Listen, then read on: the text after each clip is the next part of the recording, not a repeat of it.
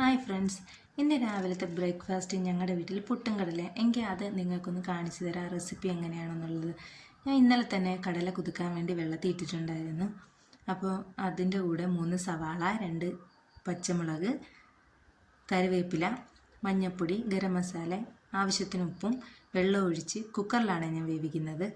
പിന്നെ അത് തിളച്ച് വെളിയിൽ പോകാതിരിക്കാൻ വേണ്ടി 2 തുള്ളി വെളിച്ചെണ്ണ ഒഴിച്ച് ഒരു 7 വിസിലാവുന്നത് വരെ ഞാൻ വേവിക്കും. കാരണം നല്ല വേവല്ലേ. ആ സമയം കൊണ്ട് നമുക്ക് പുട്ടിനുള്ള മാവ് നനയ്ക്കാം. ഞാൻ അരിപ്പൊടിയാണ് എടുത്തിട്ടുള്ളത്. ഉപ്പ് ഒഴിച്ച് ഞാൻ വെള്ളം ഒഴിച്ചല്ല നനയ്ക്കുന്നത്, ഞാൻ ചോറിട്ടാണ് നനയ്ക്കുന്നത്. ചോറിട്ട് നല്ലതുപോലെ മാവിനകത്ത് ഞെവിടി എടുക്കും. ചോറിടുന്നത് കൊണ്ട് തന്നെ സാധാരണ എടുക്കുന്ന മാവിൻ്റെ അത്ര എടുക്കേണ്ടി വരില്ല. പിന്നെ കുറേശ്ശെയായിട്ട് നമ്മൾ മിക്സിയുടെ ജാറിലിട്ട് ചെറുതായിട്ടൊന്ന് കറക്കണം. കുറച്ച് ഇടുമ്പോഴത്തേക്ക് അത് കുഴഞ്ഞു പോകാതെ നല്ല രീതിയിൽ കിട്ടും.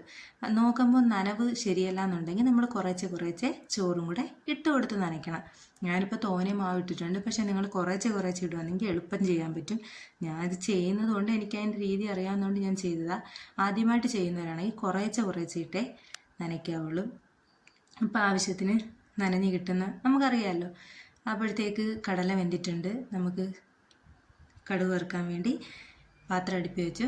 അത് ഞാൻ ചെയ്യുന്നതെന്ന് വെച്ച് കഴിഞ്ഞാൽ കടല ഒരു 1/2 സ്പൂൺ മഞ്ഞൾപ്പൊടിയും 1 സ്പൂൺ മുളക് പൊടി, മല്ലിപ്പൊടി, ആവശ്യത്തിന് ഉപ്പ് ഒഴിച്ച് എണ്ണയ്ക്കകത്തൊന്ന് വരട്ടിയതിന് ശേഷമാണ് വെള്ളം ഒഴിച്ച് തിളപ്പിച്ചെടുക്കുക ചെയ്യുന്നത്. അത് തിളച്ച് വരുമ്പോഴത്തേക്ക് ഉപ്പും വേണമെങ്കിൽ നമുക്ക് നോക്കി, മറ്റേ കടലയ്ക്കകത്ത് ഉപ്പിട്ടിട്ടുണ്ട്, എന്നാലും നമുക്ക് കുറച്ച് ഉപ്പും കൂടെ വേണ്ടി വരും. അതും കൂടി ഇട്ടതിന് ശേഷം നമ്മൾ വേവിച്ച കടലയ്ക്കകത്ത് മിക്സ് ഒഴിച്ച് നല്ല വൃത്തിയായിട്ട് തിളപ്പിച്ചതിന് ശേഷമാണ് ഇത് ഒഴിച്ച് ഇളക്കുമ്പോഴത്തേക്ക് കടലക്കറി റെഡിയായി. അപ്പോൾ കടലക്കറിയുടെ റെസിപ്പി എളുപ്പമാണ്. അപ്പോൾ തിളച്ച് വരുന്നത് ഒഴിച്ച് കഴിഞ്ഞു, കടലക്കറി റെഡിയാണ്. ഞാൻ പിന്നെ വെള്ളം തിളപ്പിക്കാൻ അടുപ്പി വെച്ചിരുന്നത് അതാണ്. അപ്പോൾ അതും കൂടെ മാറ്റി വെച്ചിട്ട് ഇനി പുട്ടിന് തേങ്ങ ഇടുക. നമ്മൾ അതേ കണക്ക് തന്നെ മാവിട്ട് ഇടയ്ക്ക് തേങ്ങ ഇട്ട് കൊടുത്ത് നമ്മൾ സാധാ പുട്ട് പുഴുങ്ങുന്ന കണക്ക് കുറച്ച് നേരം സാധാരണ വേവിക്കുന്ന കണക്ക് വേവിച്ചാൽ മതി. അല്ലാതെ വേവൊന്നും കൂടുതലൊന്നുമില്ല. ഒരു 5 മിനിറ്റൊക്കെ ആകുമ്പോഴത്തേക്ക് തന്നെ ആവി കയറും നല്ലതുപോലെ.